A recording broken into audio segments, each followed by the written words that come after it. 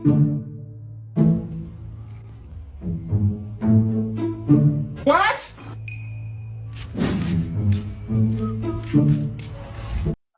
Yuzo.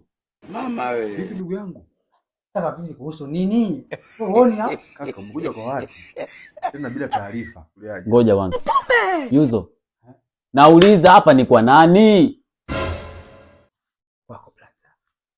Hapa ni kwangu, umejichukulia mamlaka mwenyewe. Alafu cha zaidi umewachukua watu, sijui umewatoa stendi ya Ubungo, umeniletea wewe watu hapa. Kuna njaa tokea asubuhi sijala, wewe unaniongezea na watu. Kibaya zaidi umekuja na mizigo. Maana yake hao wajulikana wakondoka lini. Udemu akishua huyu. Njoo nje. Oh, asubuhi mwanangu. Njoo Yuzo. Njoo nje.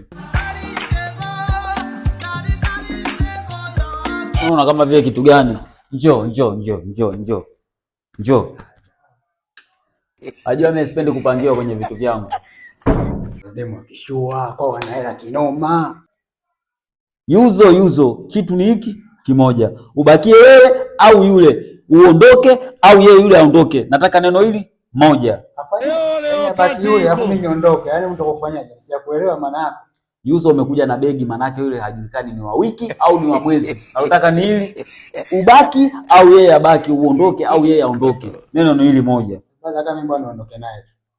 Bora uondoke naye, toka naye bwana. Katafute kwingine huko kalale naye. Huyo atachumba yenyewe atalipia. Dada yule anaonyesha ule ukipika kilo moja yote anaila yeye bwana yule bwana.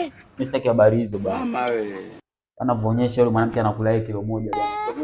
Anamuonekana kule pale. Sasa hali yule. Utakishua wale. Yuzo usiniharibie stress.